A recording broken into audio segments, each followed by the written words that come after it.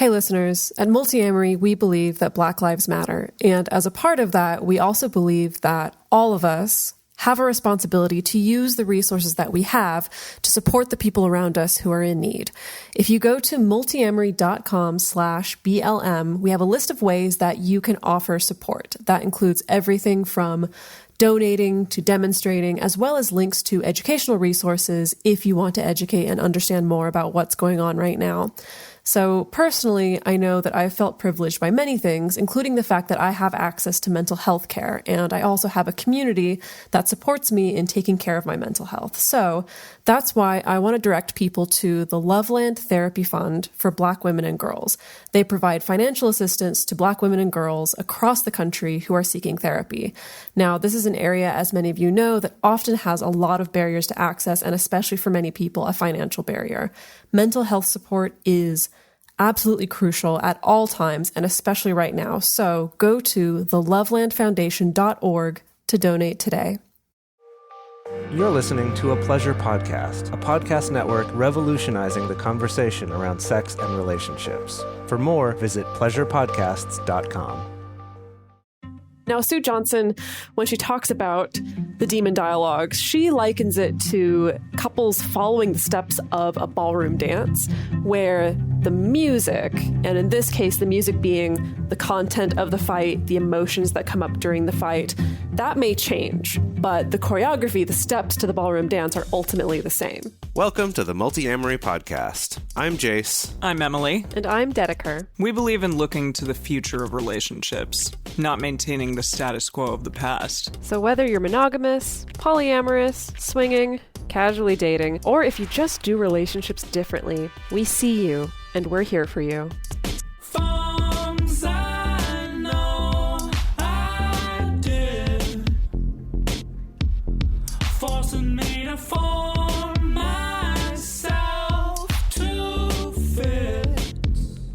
On this episode of the Multiamory Podcast, we're talking about fight choreography. No, unfortunately, we're not talking about fake punches and sick stunts that people do on set. We're actually talking about the destructive cycles and patterns that are easy to fall into with a partner when you're in conflict, like these patterns that show up when you fight. We'll be covering 3 of the most common patterns, how to recognize which fight choreography shows up most frequently in your relationship, and then go over some steps to turn things around and start solving conflict more productively. So conflict, we love it. It's been a while since we've done an episode on conflict, I guess. Or do we talk about it all the time? It's hard to say.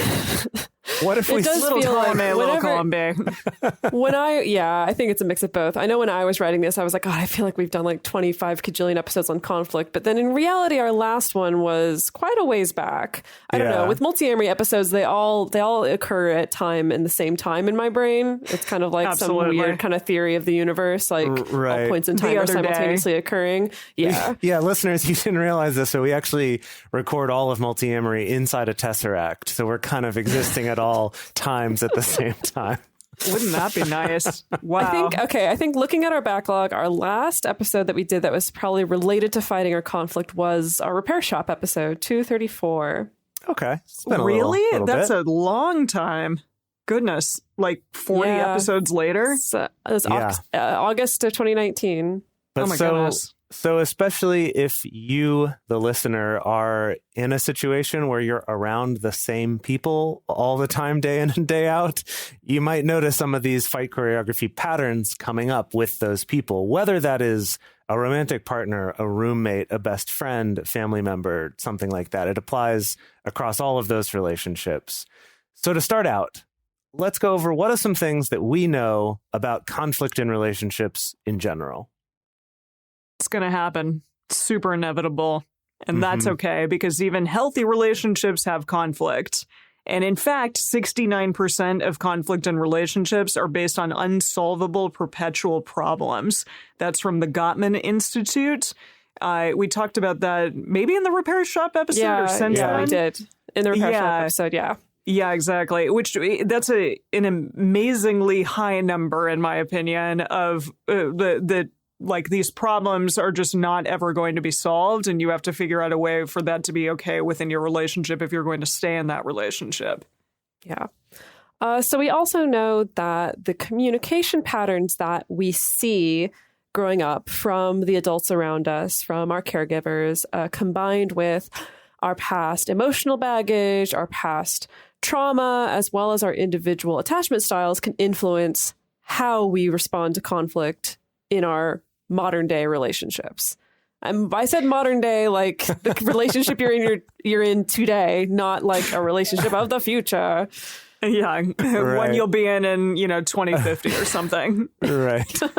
Yeah. So how do we see that in our current relationships, like our family of origin and the way maybe that we saw our parents fighting? Do we see that in our current relationships? Because I certainly do. Yeah. I open up this can of worms. I'm actually to not go too deep on it right away, I'm curious for the two of you, when you were young, do you like have memories of your parents or parental figures fighting with people other than you regularly? Because for me, it was something that I definitely never saw when I was really young, and then saw a little bit when I was a little bit older and my parents were on their second marriages. But for me, it was like, well, they're all fucked by now anyway. You know, I was kind of jaded about the whole thing at that point. Whoa. Jeez. So for me, like, I definitely grew up with this association of fighting is like, because that's things are shitty. You know, you've already had a divorce. Clearly, you don't know how to do relationships, I guess. And I mean, this is my, goodness, 12-year-old angry kid brain upset about my life being turned upside down. Understandable. But what about for you? What was your impression of adults fighting?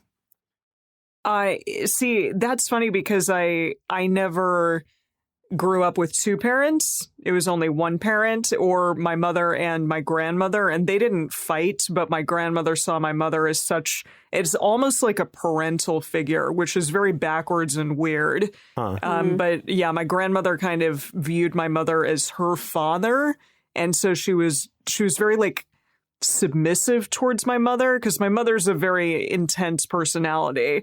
And so I know for myself, like, it's way harder for me in relationships with other women. It's hard for me to not want to be like, I'm sorry, I'm going to be submissive, I'm going to be this way, because I have such strong female figures in my life. And it's easy for me to tell off men, like, whatever, I'll fucking tell you whatever, that you're shitty and not doing well as a person. But with women, no way. I'm always like, I'm sorry, I'm the worst. Yikes. Sorry, I just like I have a note for you. You're not doing well as a person. Wow. I never say that to people, but no, I'll like tell there's it how some it people. is. There's some people I could say that to. Sure. That's amazing. I mean, I guess for me, when I was very young, I grew up with the same thing of like not having two parents in the house, really, at least for the first few years of my life. You know, it was my mom, and then I would see my grandparents. And my grandparents' arguments, I guess, were, I don't know, my grandparents very much, like, if they really truly had to have an argument, like, they would take it away from everybody else and kind of hide behind closed doors. And I mean, I got to see those, like, small solvable problems, you know, the like, well, we should have this for dinner. Well, I think we should have this for dinner. Well, why do you think we should, you know, like those kind of solvable problems of like we work through it and come to a solution. But I never really got to see, at least among my grandparents, the bigger perpetual problems until my mom got remarried also. Then I saw that all the time. It's great. Yeah. Well, so I don't know if you ended up with kind of the same association that I did of like, if you're fighting, that means it's bad, that this is a problem. And was that kind of what it was like for you? Yeah, it was definitely not only just if you're fighting, this is a problem, but also if you're fighting, you are going for it. Like conflict is either 0 or 100, basically. Wow. I think was what I got was either it's not a problem or it's a drag out fight.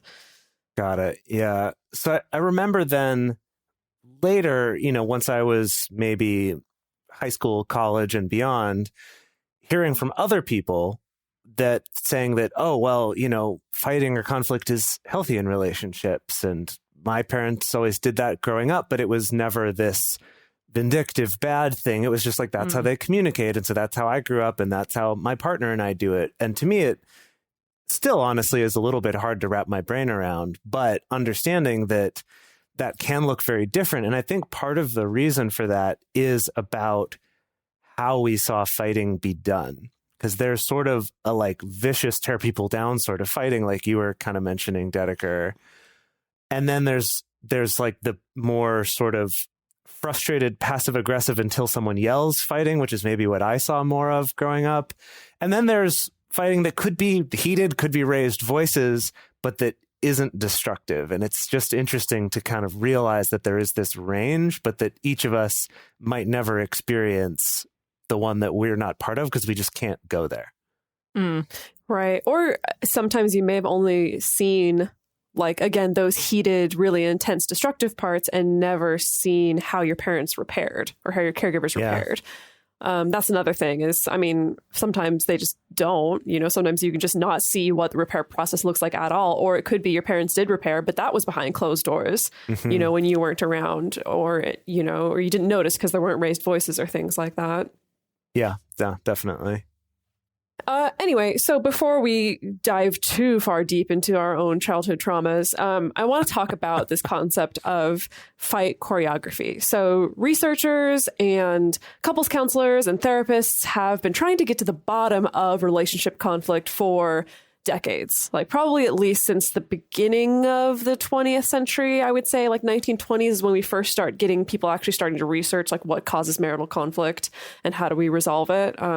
So there's a lot of different theories floating out there. There's of course a lot of different theories that motivate different approaches to couples therapy and couples counseling and things like that. And today we're going to be looking at just one of them. It's a concept that was introduced by Dr. Sue Johnson. She's the creator of Emotionally Focused Therapy, or EFT. She's also the author of the book Hold Me Tight, which I think a lot of people are familiar with. And I like to call this concept fight choreography. Sue Johnson calls it demon dialogues, and I'm like, whoa, slam on demons out of nowhere. Where'd that come from, Sue? But you'll hear us kind of referring to those two things interchangeably, either fight choreography, fight patterns, or demon dialogues like Sue calls them. We also talked more about... Yeah. Could we take the best of both worlds and instead call them demon battles? Oh, I like demon that. Battles. It just my partner's playing what is it, Doom right now, and so that just reminds me of Doom. Yeah. Lots of demon battles with actual demons from hell. Right. Jeez. So some of this content may be a little bit familiar today. We talked more about Sue Johnson's work in episode 227, specifically about pursuit and withdrawal patterns. And that's going to come into play again today as we talk about these, how you say, demon battles. Yes. So Sue Johnson talks about three main demon dialogues that different couples fall into when fighting. Yes, demon battles, demon dialogues, fight choreography, whatever you want to call it. So yeah, they fall into these three main categories regardless of the content of the fight, which is very interesting. So we don't want to say that like the content of the fight never matters, but what she is saying is that the majority of the time, the important part of the conflict is the subtext and the emotions that are underlying that dialogue. And Dedeker, I know you said there was a thing that happened recently. Well, just a case in point, I mean, on this show, we've talked about nothing fights before, quote unquote, nothing fights, where it's like about the tiniest thing. Like I got into a fight with Alex a few weeks ago about whether or not the window shades should be up at a particular time in the bedroom. And it was like emotional, it was emotional. And like, there was no way in hell that it was about the window shade. Right. Like it was so not about the window shade. And I think these things happen a lot. It can be a fight about chores, and maybe there is an element about it that is, hey, pragmatic. We do need to figure out how to get this chore done. But often underneath it are these deeper things of like, hey, are you taking me for granted? Are you listening to me? Do you care about what's important to me as far as like how our home is comfortable? Stuff like that. Now, Sue Johnson, when she talks about the the demon dialogues, she likens it to couples following the steps of a ballroom dance, where the music, and in this case, the music being the content of the fight, the emotions that come up during the fight, that may change. But the choreography, the steps to the ballroom dance are ultimately the same. You know, like if you know West Coast Swing, even if the song changes, the ultimate base of the choreography does not change. You know, it's kind of the same set of moves, just to a different kind of music. And that's kind of the metaphor that she uses to explain these ballroom demon battles. Yeah, it's interesting to use the analogy of something like ballroom dancing, where there's also sort of specific types of moves that if you know them, it's like one person cues it and then the other person knows how to respond. And that very much reminds me of the fight thing, where it's like one of us does the thing that always gets that response, and then that gets the other thing, and it just kind of like falls into this rut, like falls into this autopilot of just like, yep, here we go, we're ramping up. We know how to do this. Mauricio, if you can find a convenient part in our episode to cut in like a little section of like ballroom blitz that's not going to get any kind of copyright infringement, I feel like that's going to be the theme. Ballroom blitz, I love it. Ballroom blitz, okay. I know, I'm trying to remember who did that music. I never remember. I always think of the Tia Carrere version from Wayne's World. That's what sticks in my head. That's always what I think of too. Hell yeah. But someone else did the original version. That movie. Sweet. The band was called Sweet. That's why none of us remembered it. No, would have never have gotten that in a million years. Okay, kids. All right, kids. It's time. We're going to go through each of these demon battles, demon dialogues, fight choreography. We're going to go through each of them one at a time. And we're going to do that with the help of some professional actors that I've brought in for the day. Wow. May I introduce you to Emily, is it? Yeah, that's my name. My professional name's Amelia, but sure. Oh, sorry. Yes, Amelia, and Jace, I believe it is. Jace Lindgren. Yeah, that's correct. Yes. Happy to be here. Okay, good. Yeah, I'm really excited to have the two of you. These two actually are professional actors. Like, they got a resume and everything. You are a professional actor. I know. We're all professional actors. Okay. There you go. So what we're going to do, I'm going to have you two read this scene, do a dramatic reenactment. Just do what you want with it, like explore the space. Then we're going to end the scene, and then we're going to talk a little bit about what was going on with this particular couple. Okay? Got it. All right. Can you sort of set the scene for us?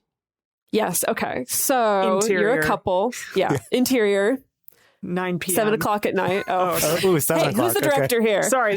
I'll shut up. You're just the talent. You're right. Freaking spoiled talent. Yeah. All right. Interior. I'm going to say this couple is at home, having a date night at home.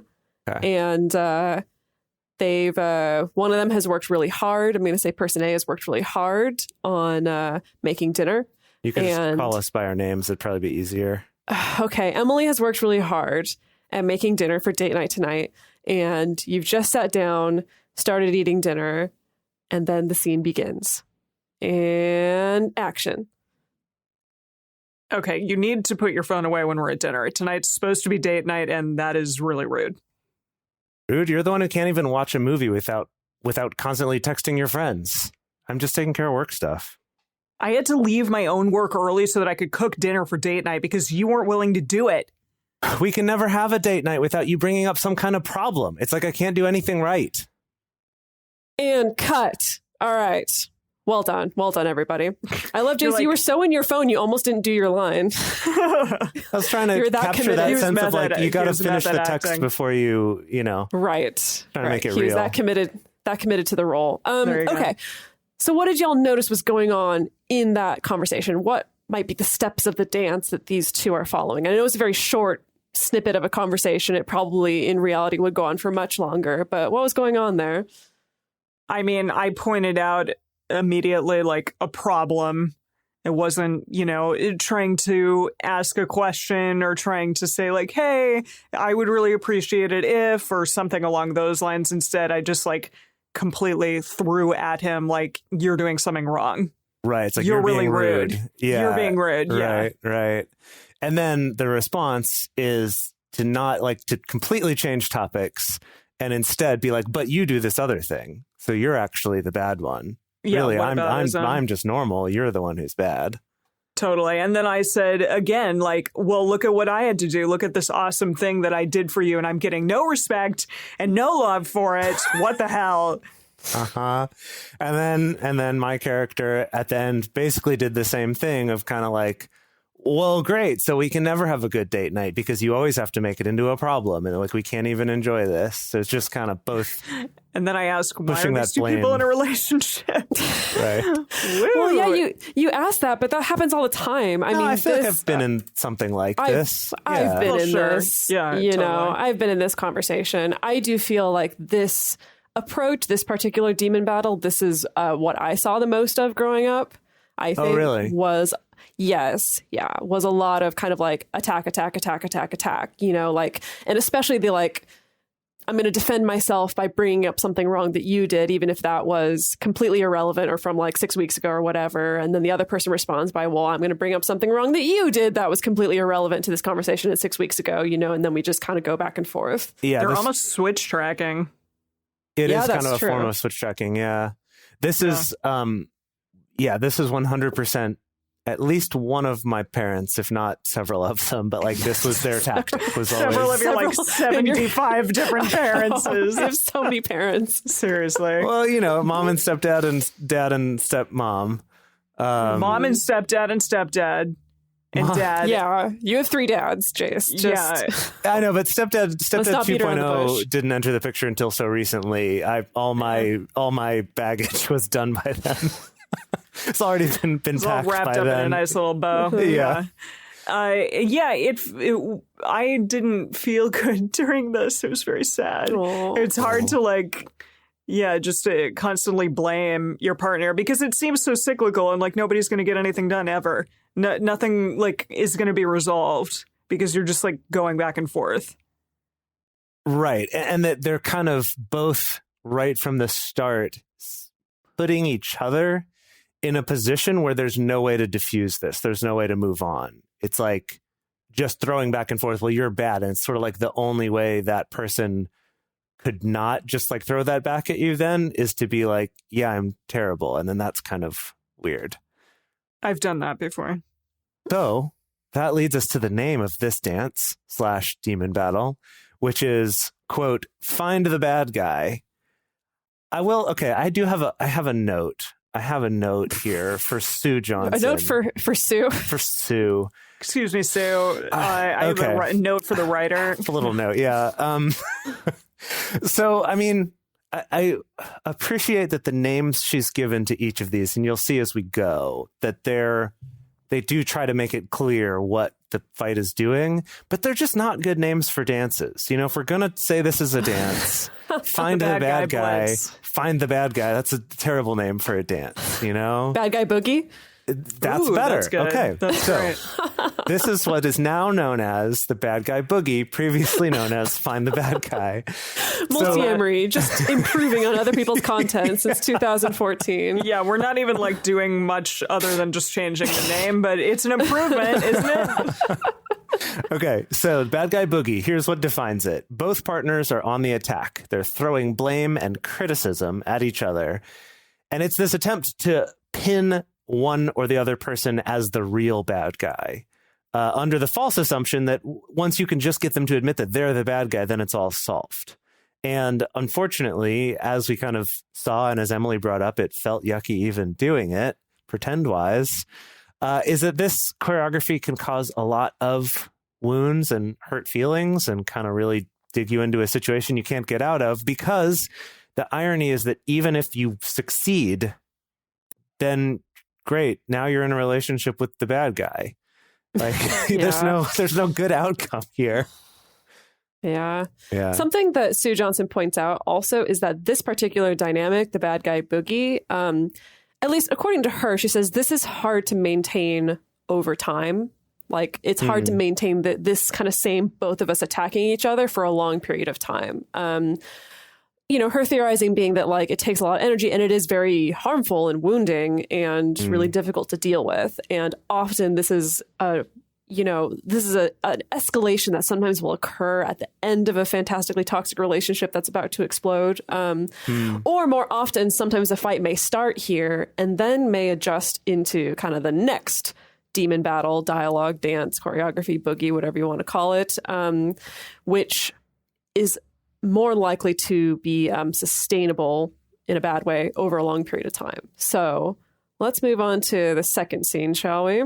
Just real quick, in the spirit of renaming things to make them better, now I'm realizing that we've created a problem by calling them demon battles, but then naming them like they're dances. So here we go. So are you going to name? Okay. We're just, instead of demon battles, they're going to be demon dance battles, like West Side Story style. Right? Okay. Like, all right. like in Scott Pilgrim.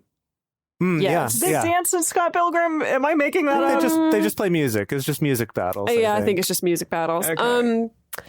No, Jace, I think the title of this episode is now Demon Dance Battles. Demon Dance, okay, perfect. I'm erasing where I called it Fight Choreography, and I'm calling it Demon Dance Battles. Okay. Everyone's going to see that in their podcast feed and go, they're going to be like, the hell? That's fine.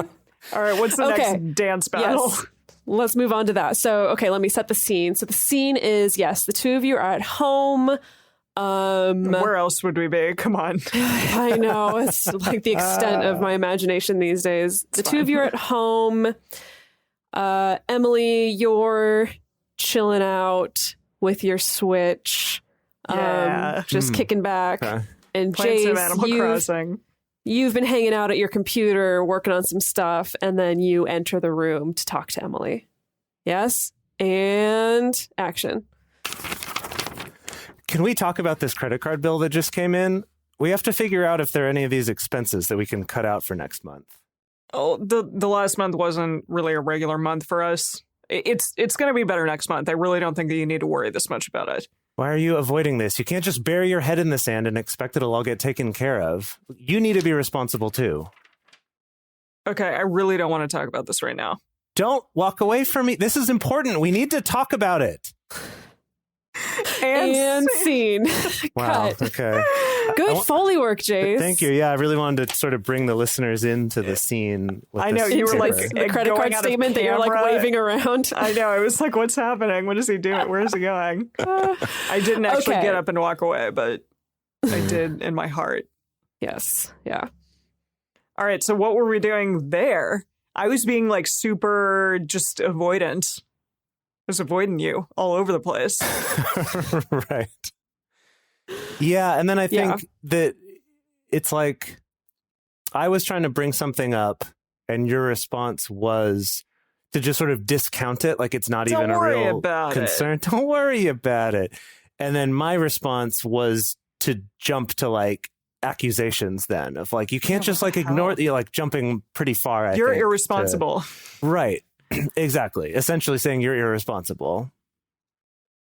And then I guess it just kind of, and then that drove you all the way out the door. I'm like, I'm leaving. Me and my Switch are going. Right. So again, this is just a tiny snippet. It's probably likely in reality that this conversation could last a lot longer before ultimately resulting in Emily being like, okay, I'm out. I can't talk about this right now. Things like that. Okay. So it matches up to a pursuit and withdrawal pattern, which we covered much more in depth in episode 227. Some therapists and researchers also call it demand withdraw. Now, Sue Johnson, and Jace, I feel like you're going to be upset at this with the naming conventions, but Sue Johnson calls this the Protest Polka. It's brilliant. Actually, I don't mind it, actually. I'm all right with that. This is the one.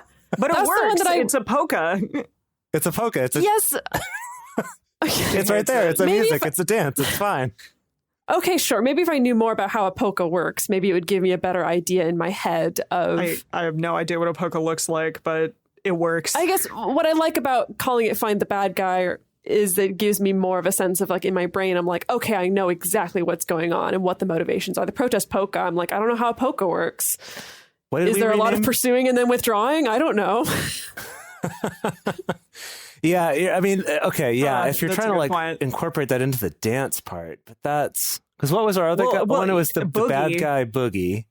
Yeah, does a boogie? It just needs to have alliteration. That's all that matters. Yeah. Okay. Yeah. Okay. Well, and that like bad guys are the ones who say like, "Come on, let's boogie."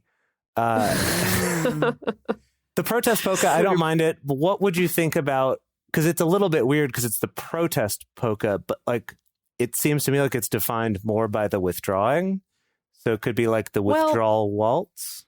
Maybe. I think that puts a little bit of the emphasis on the wrong place because what's going on in this pursuit withdraw pattern is, one partner is putting their energy toward their partner in the form of demands, attacks, criticisms, or just straight up pleading, pleading or prodding, things like that. The other partner is moving their energy and focus and attention away from their partner by defending, withdrawing, hiding, or numbing.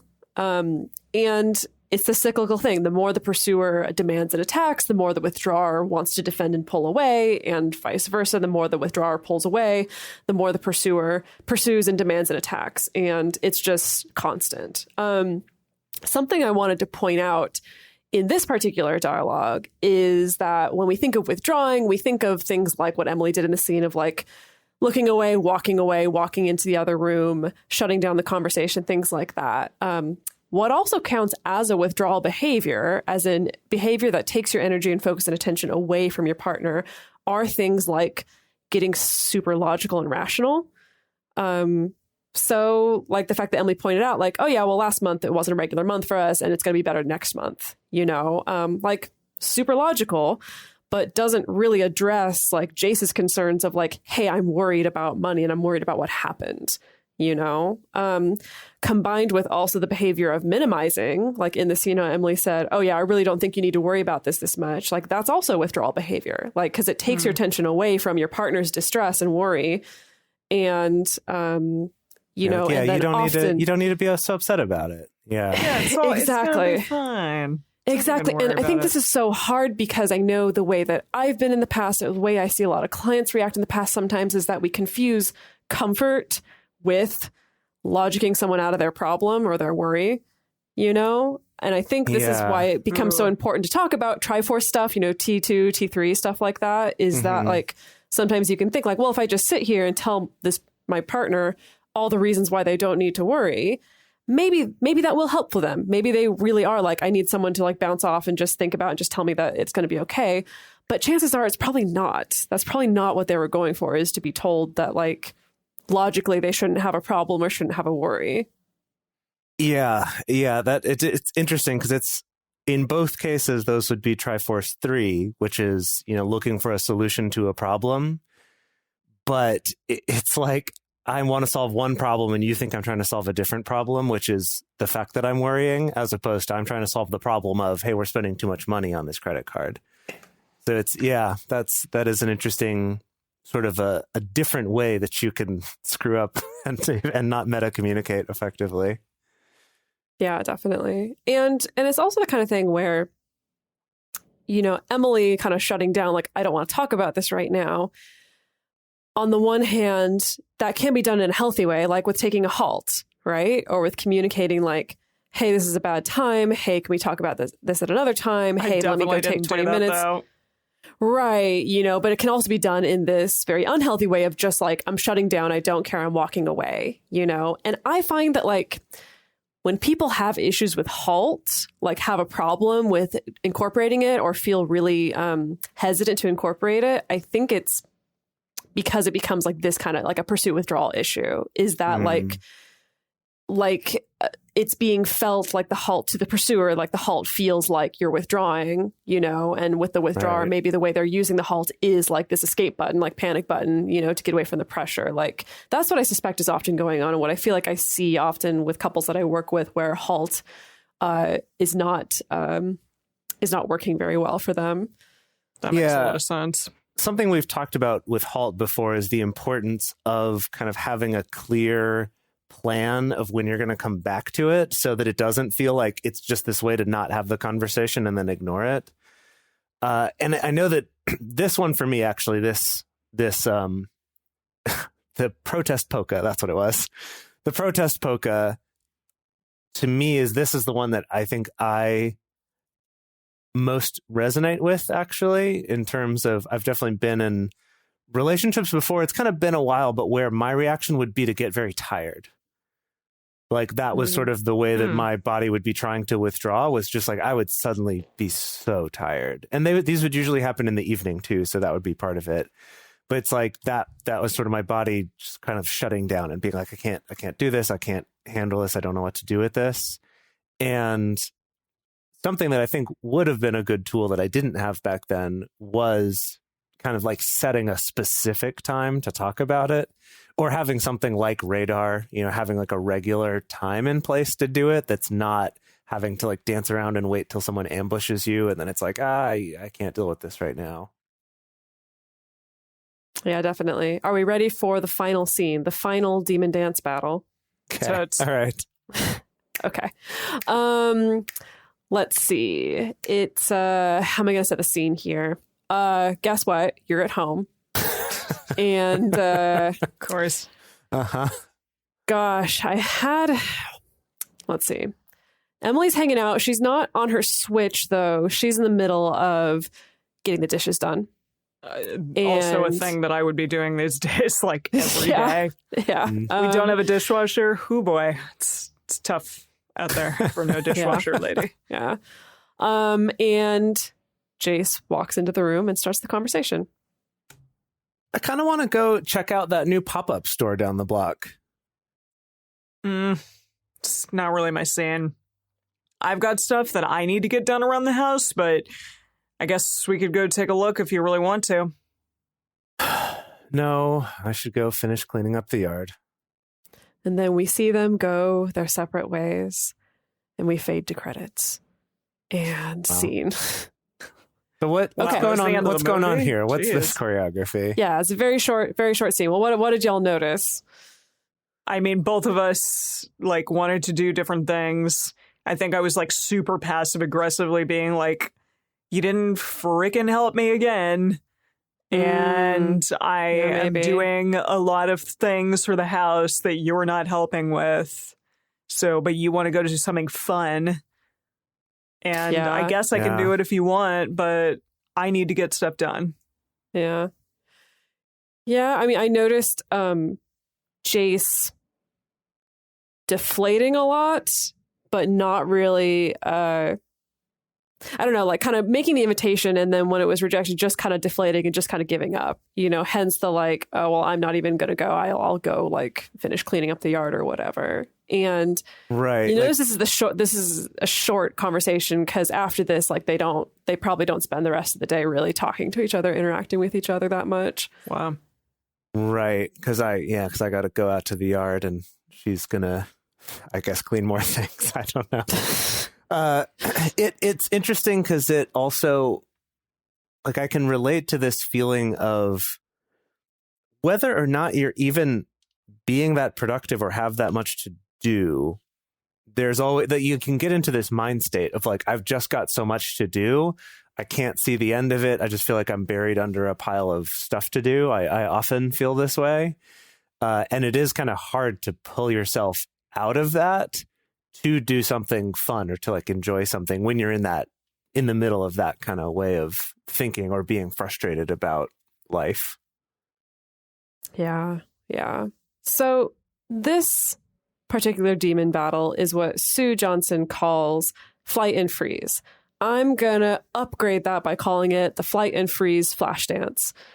Wow. Okay, cool. So we're going to throw water all over ourselves at the end. Get frozen on a chair. Yeah. Okay. Yeah. and then are frozen. Okay. Got it. So this is characterized by both partners turning away, withdrawing. The energy with both of them is ultimately going away from their partner. There can be a lot of tension and avoidance of actually talking about topics. Yeah, but I find it really interesting that there also can be like a lot of politeness surrounding this and very little what we may deem like as fighting or what normal fighting looks like to us. Right. Like you could look at this and go, oh, wow, look at how civilly they managed their disagreement and like no fighting. Great. Yeah, but that doesn't actually mean that things are healthy, because in reality, both partners may have emotionally withdrawn from one another long ago. And so they're just like not going to go there. Conflict's unproductive. It's easier to not even engage with that in the first place. And so there may be a lot of distancing, a lot of numbing, a lot of losing hope. Again, maybe at the end of a relationship here. Yeah, I could kind of see this one as the extension after the Protest Polka, where it's like the pursuit and withdraw, and eventually the pursuer kind of just gives up. It's not worth it. And so then it's like, okay, yeah, never mind. I'll just do something else. Mm-hmm. Yeah. Yeah. I know Sue Johnson points out that this is like, she sees this a lot in like long-term marriages where like the fighting stopped years ago, but that doesn't mean that it's been like a healthy, fulfilling, life-giving relationship. It's just been like, we're roommates who are figuring it out together, right. And yeah, the thing you'll notice from the scene is the fact that it's like, these could have like, it's kind of like there could have been a fight here, or a disagreement or an argument or some kind of engagement. Like when Jace invites Emily to go check out the new pop-up store and she refuses, like it could have been a like, oh my God, you never want to do things with me. I'm really sad. This really hurts me. Like it could have been something. And same with Emily of being like, I've got stuff to get done around the house. And maybe even implying I could use some help. And like, why are you leaving me right now? Instead of her even being willing to have that fight, even it's just kind of like both people are just like resigned, And so even though there's no fight that happened, it doesn't mean that means they resolved it in a really nice way. Yeah. Totally. Yeah. All right. So we want to go on and we're going to break down kind of what's really going on here, as well as talk about some counterspells, as we like to call it. Some ways, Alohomora, Expelliarmus, to stop the demon dance battles. But before we get to that, we want to take a quick moment to talk about some ways that you can help support this show if this is something that's helpful to you and if this is something you're getting value out of and want to help spread to more people. And for this week, we want to tell you about our sponsor, adamandeve.com. That's adamandeve.com. They are a website where you can get anything from pornography or sex toys or condoms or lubricant or sexy outfits. Or there's also sexual furniture on Adam and Eve. I'm just now diving into their sexual furniture selection, and it like is the little, what are they? The pillows, the Liberator, but it's not just Liberator? That. Like the wedge that's a specific pillow brand thing, yeah. Oh, that's what that is. Okay. Yeah. But even way beyond that, it's like a sexual ottoman, or like what like are we? There's definitely some sexual ottomans here. There's definitely some like pillows where you can mount all kinds of toys into them. Like there's a lot of options. Oh, okay. Straps and rigging and all kinds of stuff. Okay. Well, that's there's all really sorts exciting. of fun things to explore at adamandeve.com. And if you want to check out some of those things, you can get 50% off of almost any item in the store. Plus, you get a free gift and free shipping on your whole order by using our promo code, which is MULTI, M-U-L-T-I. You can use that at checkout. Be sure you check the boxes when you're doing the checkout to make sure that you get the promos that code gets you. But that includes 50% off of almost any item, and the code is reusable. It's not just for first-time customers, so you can reuse this code again anytime you want to get some new sex toys or some sexual furniture, like Dedeker's ordering right now. I think I see her placing an order. Yeah, just go to town. Yeah. Really. And anyway, if you do that, then Adam and Eve will also give us a portion of the sale, so it helps to support our show for all of the sexual fun that you're having for 50% off. So really, this is a win-win-win all around. So again, you can go to adamandeve.com adamandeve.com, and then use our promo code MULTI, M-U-L-T-I, at checkout. Here at Multiamory, we believe that if you are in a non-traditional relationship, you should have access to content that acknowledges you and affirms you. And we also believe that it should be freely available. Which is why we continue to create the Multiamory podcast now after 5 years and continue to keep growing this. During lockdown, podcast listening overall is down, but specifically categories like relationships are down versus categories like news, which are through the roof right now. But in spite of that, it's still really important to us to be able to offer this show for free to the people who really want this information and who need it. And not only that, but we've also started offering listener hangouts twice a week that are free and open to everybody. You can get more information about those at multiamory.com/hangout. And it's something that has helped some people to kind of get the only community or the only social interaction that they're getting at all right now, or at least a significant part of that. And that really means a lot to us. And the fact that we've been able to offer even more during this time when listenership is down is 100% because of the support that we get from all of you on Patreon listening to this show. So when you support us and give back to something that hopefully you believe in and that others like you believe in as well, then we will give you a little something to say thank you. Things like our private Facebook group, our private Discord community, early releases of the show, bonus episodes, and private video discussion groups with one of us every single month. So join our amazing community of listeners and the amazing community of people that help make this show possible, and go to patreon.com/multiamory and sign up to become a patron today. All right. So what's going on underneath all of these various dance battles? Has anyone noticed, any kind of common themes, though, of what happens? I mean, that none of the fights are really about the thing that they're talking about. It's really kind of about one person wanting to engage with the other and the other not, or maybe both just kind of wanting to feel better by blaming the other person. Or I guess there's sort of different ways that go about it, but it is this kind of, they all have sort of a pushing away kind of feel to them. I was going to say that too, that it's all like nobody's going towards each other. Everyone's just going away from each other and very upset, and people end up like feeling very alone. Yeah. The end result of all of these dances is that people feel hurt and alone. And a really important part of the theory that drives emotionally focused therapy is this idea that we attach to our partners in very much the same way that we attach to our parents and caregivers when we're young. We've talked about attachment theory before on the show. If you're not familiar with attachment theory, go Google it. You'll find a billion kajillion resources for talking about that. But what's interesting is Sue Johnson doesn't just make the argument of like, oh yeah, your attachment style that you made in childhood influences your relationship. She makes the argument of like, no, you attach to your partner and look to them for comfort and reassurance and security almost in the same exact way that you did to your parents when you were very young. The difference being that as an adult, you're not looking for them to like necessarily feed you or clothe you or things like that, but you are looking for that same sense of like safety and comfort. So that means that generally people are more anxious attached, might be more likely to have pursuit behaviors, which makes sense. And then avoidant attached people might be more likely to have withdrawal behaviors. But that's not true 100% of the time, but that tends to be the pattern that happens over and over again. Yeah. So overall, what we want, we as people, not just the three of us, but overall what we want is to feel safe, to feel comforted, secure when we're with our partners.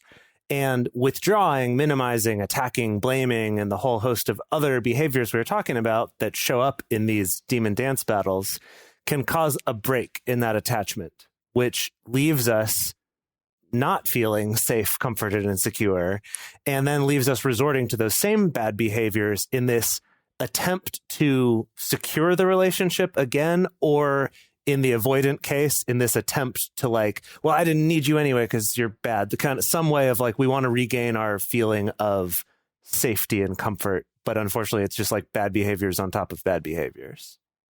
Well, with the avoiding and withdrawing, that actually is a relationship preserving tactic, because often the idea is I need to take myself away so that my partner stops criticizing me, stops seeing how bad I am, stops going after me, and therefore I can keep the relationship intact, So if I just take myself out of the equation, then the relationship will still be there.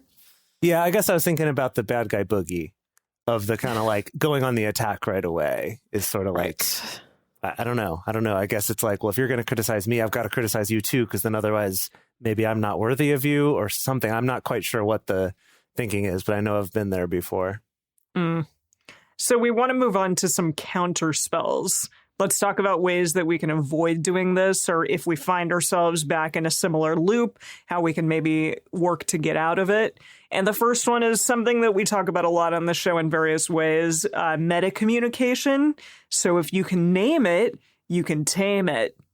Is that ours? Did we come up with that? Or Did you come up with that? No, I Googled it. I did not come up with it. I Googled it, and multiple people have tried to take credit for it, but as from what I've seen, it's shown up in many, many different spheres and kind of slightly different phrasing. So it's not ours, but I'm going to make the bold decision that it doesn't belong to anybody.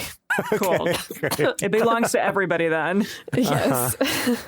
So recognizing this shared dance style that you and your partner have is the first major step to taming this thing that you do.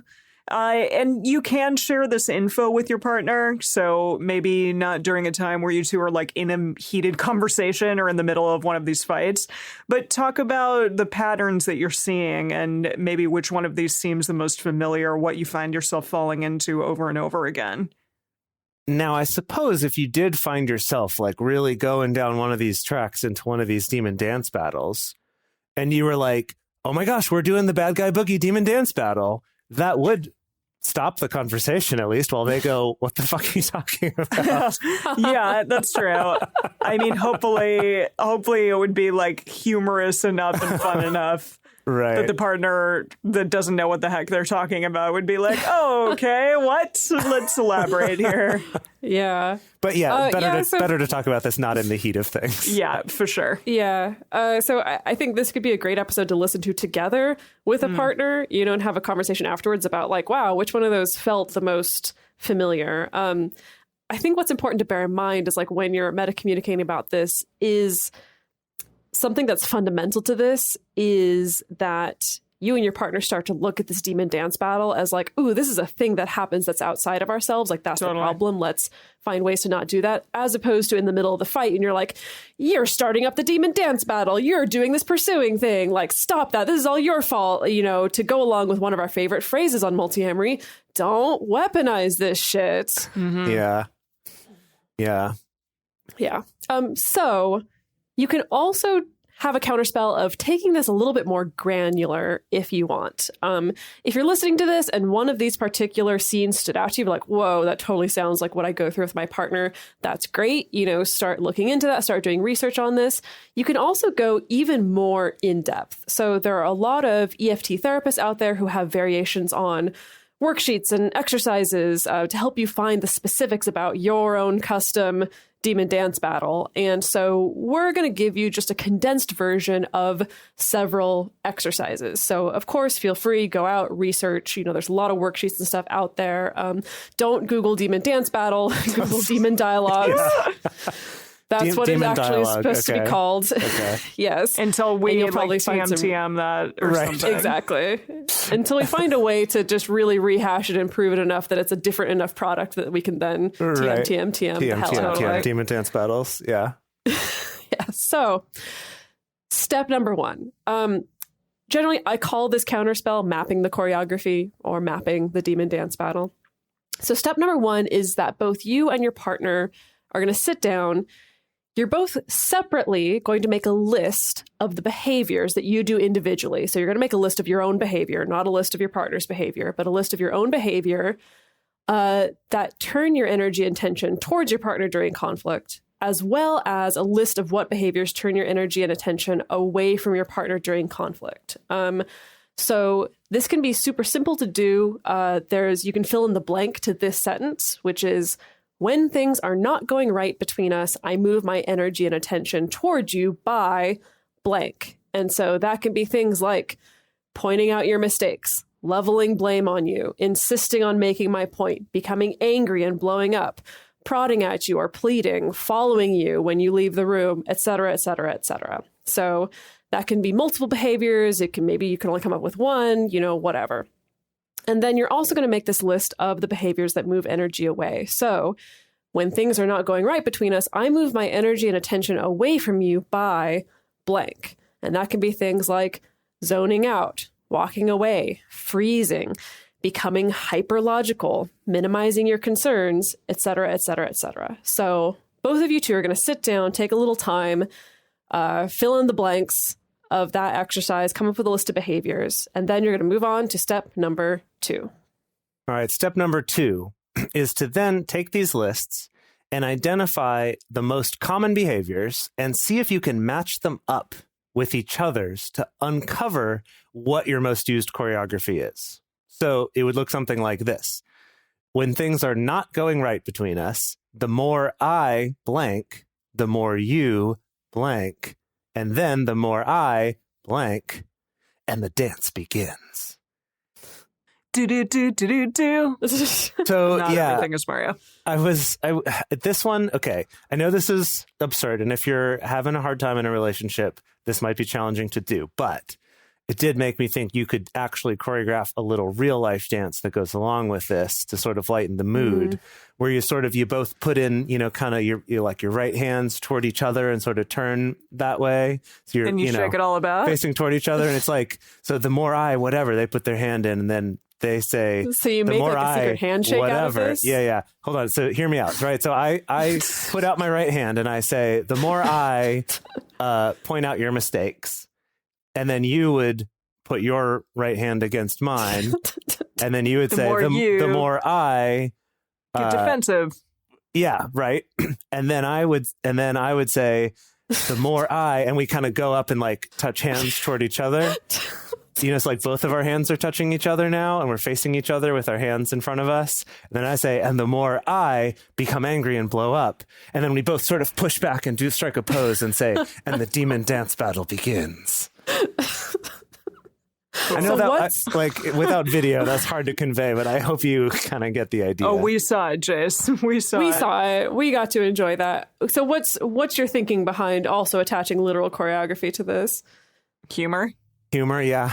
I find humor for something like this where it's scary to be vulnerable. It can give you a little bit of and just physically moving often can help from feeling so like trapped and stuck in something, in a behavior.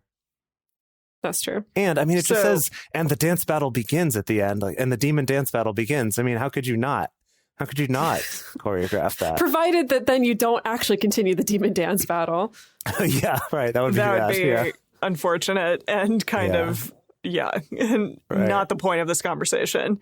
Right. So we have a step 3 here, and that is to, together with your partner, come up with a way to name your choreography, as well as an agreed upon way to warn each other when it's happening. So maybe it can be what you did, what Jace just did there. Make a little dance and do the hanky-panky and twist it all about. Especially if you... Emily, I think you mixed up a few things there. The hanky-panky is not... No, wait, you put your left foot in, you put your left foot in. That's the hokey pokey, not the hanky panky. No, the hanky panky is something different. That's my baby does the hanky panky. Anyway, please continue. Oh yeah. Okay, fine. But create a silly name. It can be the hanky panky or the hokey pokey or whatever you want, and that's like the name of your dance, and then you can choreograph it as well. But also agree upon what will happen when one of you or when both of you calls out the dance. So are you going to like halt it up? Are you going to hug each other? Take 3 deep breaths? Like go to other sides of the room for a second? Whatever. But maybe agree upon doing something just so you can get out of the habit of doing this pattern over and over again. Yeah. In our Communication Hacks DLC bonus pack, whatever we called that episode a while back, we talked about Triforce Communication was DLC, and I don't know what booster pack. Oh, this was the booster pack. Yeah, pack, the communication booster pack. Anyway, one of the things we talked about in that was microscripts, and the importance of microscripts is it's something often a little bit silly, maybe it rhymes or something that you've agreed upon beforehand, so that in the moment you can kind of fall back onto this set phrase or this set thing. So that then it's not just like, what are you trying to do? Or you're like, your intentions aren't getting misinterpreted. It's like, oh yeah, right. We agreed on that together, that's our thing. And then here it could even be a physical thing. Like Emily mentioned, a hug. it could be that like, whoa, we're fighting and you just gave me a hug. Oh, right. That's our cue to remember, like, we want to be in this together. Yeah, exactly.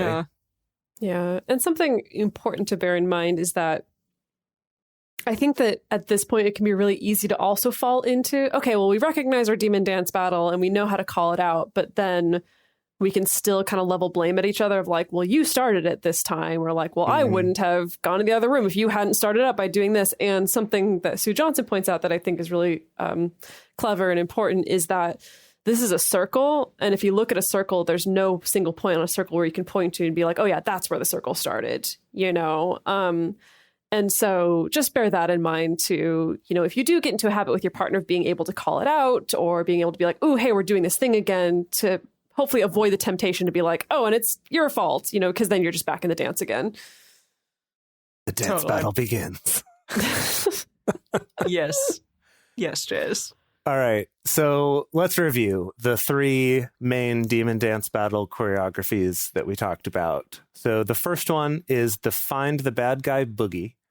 So this is the one where you're both just leveling attacks or accusations at each other, trying to convince the other one that they're the bad guy. The next one is the Protest Polka. Congratulations, Sue Johnson. You got one of your names to stick.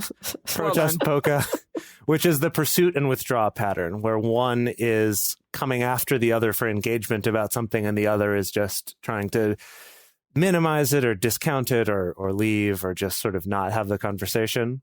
And then the third one is the freeze and flee flash dance. That's a tricky one to say. The freeze and flee flash dance. And this all the L's. Yeah. And this one is the mutual withdrawing. This is the, we tried to engage. No, this. Okay, no. And then we walk away, often in an attempt to avoid getting into a fight, but we're not engaging either. I have a note that I completely forgot to put in at the beginning of all this, but that's the fact that you probably have experienced all 3 of these patterns, maybe even in one relationship, or they could change depending on the topic, depending on the circumstances, or depending on the partner. You may have a particular pattern or demon dance battle that you do with one partner that's totally different with another partner. Chances are there's one pattern that you find yourself defaulting to more often than others, but just bear that in mind as well, is that it may not always be the same exact one. We do recommend learning more about this, doing some more research on this. You can check out Sue Johnson's book, Hold Me Tight. I highly recommend it. There's more in-depth info about all of this, as well as some exercises that you can do and specific conversations that you can have with your partner about this. So for our bonus episode today, for our Patreon subscribers, we're going to be talking about a helpful acronym to help you remember the best ways to tune into your partner during moments of conflict. A helpful acronym that, you know, once you've recognized, ooh, we're in our demon dance battle, that can help give you a clue of like, ooh, here's what we can do next. So we want to hear from all of you listening. What did you think about this episode? Was there a particular demon dance battle that resonated with you? Does any of this seem familiar with you? Have you done exercises like this with your partner before, where you've mapped out your choreography? Have you come up with a really cool dance name and you can't wait to share it with us? We want to hear about that. The best place to share your thoughts with other listeners is on this episode's discussion thread in our private Facebook group or Discord chat. You can get access to these groups and you can join our exclusive community by going to patreon.com/multiamory. In addition, you can share with us publicly on Twitter, Facebook, or Instagram. You can email us at info@multiamory.com. Multiamory is created and produced by Jace Lindgren, Emily Matlack, and me, Dedeker Winston. Our episodes are edited by Mauricio Balvanera. Our social media wizard is Will McMillan. Our production assistants are Rachel Shenowork and Carson Collins. Our theme song is Forms I Know I Did by Josh and Anand from the Fractal Cave EP. Full transcript is available on this episode's page on multiamory.com.